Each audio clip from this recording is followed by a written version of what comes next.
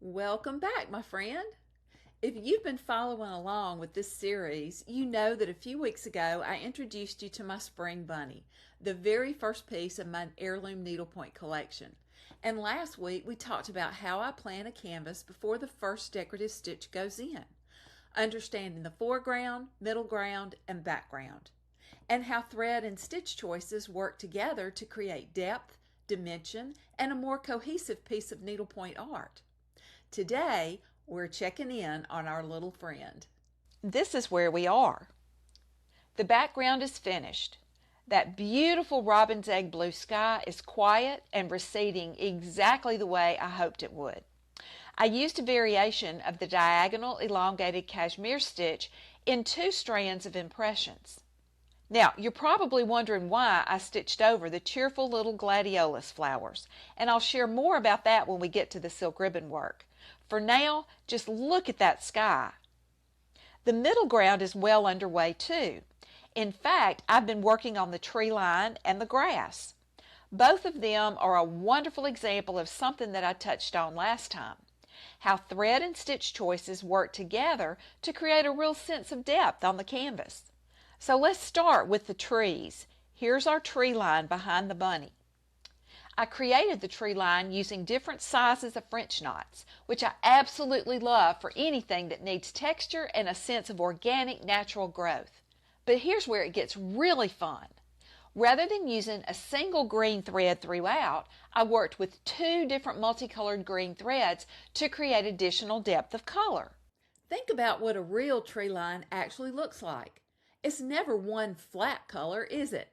There are shadows and highlights, warm greens and cool greens, areas that catch the light and areas that recede into shade. By mixing these 2 different green threads together in the French knots, the tree line starts to feel alive in a way that a single color of thread simply couldn't achieve. And because French knots have natural texture and dimension, they sit beautifully at the edge of the field, right where the middle ground begins to transition towards the background. And then there's the grass. For this area, I'm using 2 stitches, and the way they work together is something I'm really excited to share with you. First, we have the brick stitch. It's a compact canvas embroidery stitch that's worked over 2 canvas threads.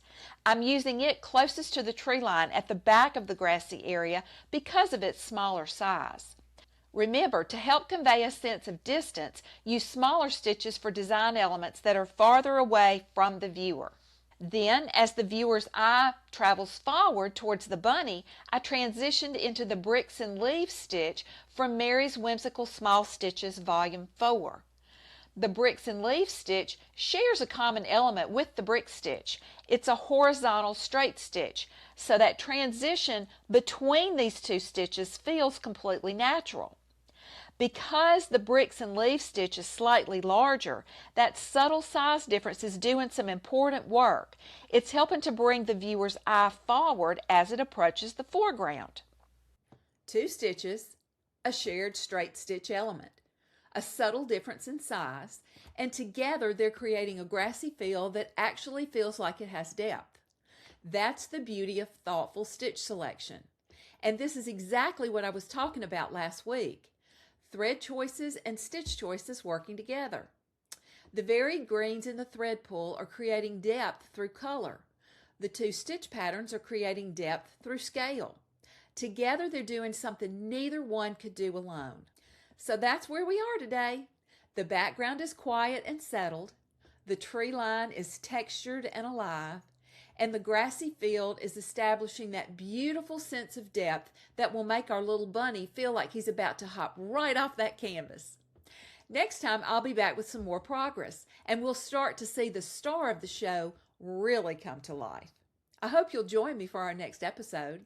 If you're enjoying following along with this heirloom collection, I'd love for you to subscribe to Needlepoint TV so you don't miss a single episode.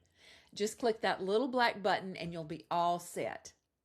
And if you'd like a little needlepoint encouragement in your inbox each week, Needle Notes is my free weekly email where I share tips, tutorials, and the occasional reminder that beautiful things are created 1 stitch at a time.